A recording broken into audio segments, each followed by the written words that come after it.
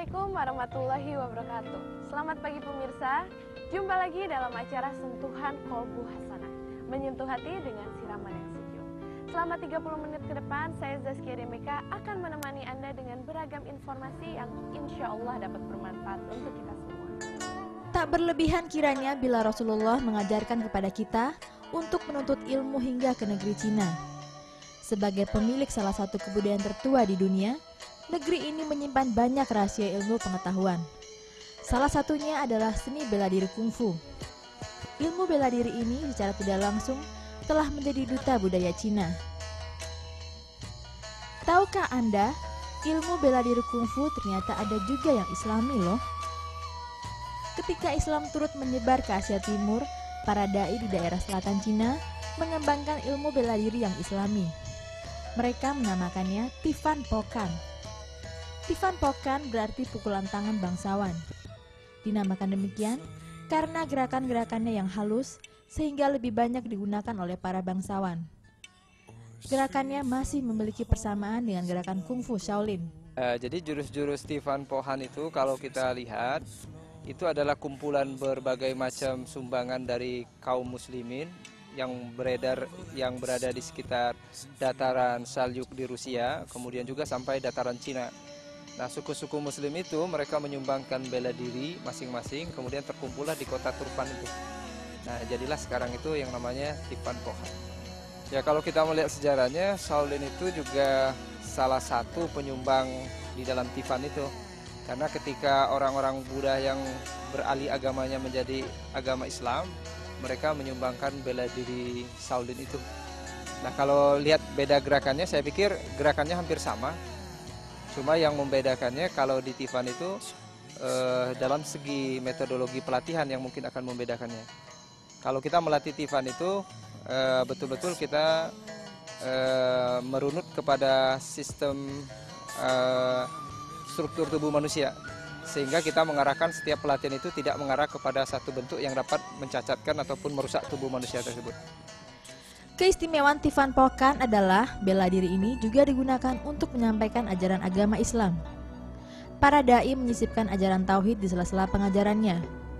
Fungsi pengajar tidak hanya sebatas pada memberikan ilmu-ilmu dunia, namun juga bekal akhirat. Ilmu bela diri hanya digunakan sebatas untuk melindungi diri dan tidak digunakan untuk menyerang orang yang tidak bersalah. Sehingga tak heran bila banyak yang tertarik untuk masuk Islam. Ya, karena salah satu ciri khas Tifan itu adalah digunakan untuk dakwah. Ya, karena kita kalangan muslim kan ada kewajiban untuk dakwah. Nah, salah satu kewajiban dakwah itu adalah kita mempersiapkan diri. Karena suatu saat mungkin di dalam perjalanan dakwah itu bela diri itu diperlukan. Nah, untuk itu supaya terjadi keseimbangan antara jasmani dan rohani, juga akal, nafsu dan hati, maka kita berlatih bela diri. Nah, begitupun di dalam bela diri Tifan ini, kita akan mengajak orang kepada jalan Allah kan banyak cara. Apalagi di Indonesia, kalau kita ngajak langsung misalkan ayo kita taklim, ayo kita ngaji, itu pada umumnya agak mengalami kesulitan. Kenapa? Karena anak-anak muda kita memang sudah tidak familiar kata-kata taklim, kata-kata ngaji. Tapi mereka pada saat ini kan senangnya dengan satu aktivitas yang nyata. Nah, makanya kita buka satu cabang bela diri yang pada akhirnya nanti menggiring mereka untuk lebih cenderung mengaji. Dan alhamdulillah di Tifan itu sudah punya metodologi bagaimana kita memahamkan orang itu tentang Islam. Mungkin orang-orang harus belajar Islam di pesantren sekian puluhan tahun, mungkin sampai 20 tahun, tapi insya Allah di Tifan kita akan mengajarkan orang untuk paham agama, hitungannya hanya menit saja. Tifan Pokan diciptakan pada tahun 700 Masehi. Para pendekar Tifan Pokan telah menyempurnakan bela diri ini hingga bersih dari ajaran syirik, maksiat, dan sesuai dengan fitrah manusia. Sebenarnya, apa saja sih kriteria suatu bela diri yang Islami itu? Ya, ciri bela diri Islami itu sebenarnya hanya dua saja. Yang pertama, bela diri itu harus bebas dari berbagai macam akidah yang notabene sebenarnya bukan milik umat Islam. Ya, seperti salah satu contohnya kita bersikap seperti ini. Ya, ini sebenarnya kalau kita lihat dalam kitab Weda Parikrama itu melambangkan dewa. Atau misalkan sikap yang seperti ini itu melambangkan dewa matahari. Jadi orang-orang agama Shinto biasa melakukan tersebut. Kemudian begini pun ini falsafah Buddha.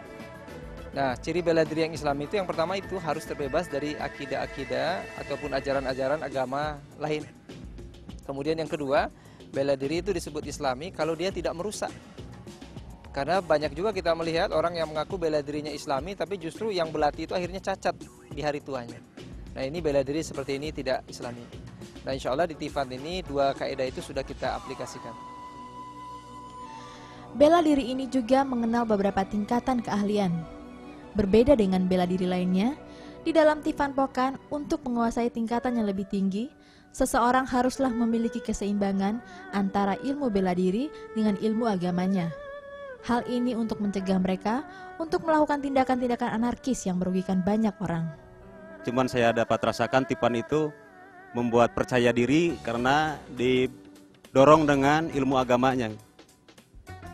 Kalau bagi pribadi saya sendiri, saya sedikit bisa membedakan antara bela diri yang lalu yang pernah saya pelajari selama 7 tahun dan kemudian saya masuk ke Sufuk sendiri itu sama seperti ahli Asep untuk kepercayaan diri, kemudian untuk stamina dan juga dalam segi ruhiyah jasadiah dan tarbiyahnya agama itu bisa dikatakan meningkat.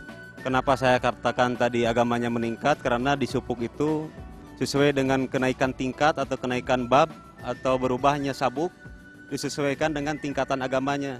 Misalnya sepertinya kita beres bab 1 atau tingkat 1, maka kita harus beres hadis arba'in. Atau kita mau masuk menjadi pembimbing, kita harus mampu berbahasa Arab misalnya. Otomatis dengan cara begitu kita akan mampu bergaul secara masyarakat dengan tuntunan agama.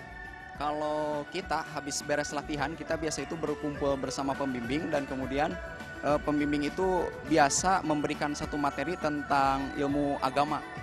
Alhamdulillah kalau di Tifan itu selalu dikontrol karena mereka setiap kali latihan itu kan masuk dalam majelis ta'lim. Aktivitas mereka juga dikontrol. Dan alhamdulillah sampai saat sekarang itu tidak ada satupun yang neko-neko istilahnya, yang bikin masalah. Nah pemirsa, bila kungfu digunakan oleh para Shaolin dari biara untuk membela diri, maka Tifan Pokan digunakan oleh para dai kita untuk membela diri. Pemirsa, liputan setelah ini pun tidak kalah menarik karena ada seorang bule mu'alaf yang memiliki sebuah yayasan, di mana yayasan ini merawat dan mengasuh anak yatim piatu. Nah pemirsa, seperti apa liputannya? Jangan kemana-mana, setelah yang satu ini tetap di Sentuhan Kolbu Hasanah.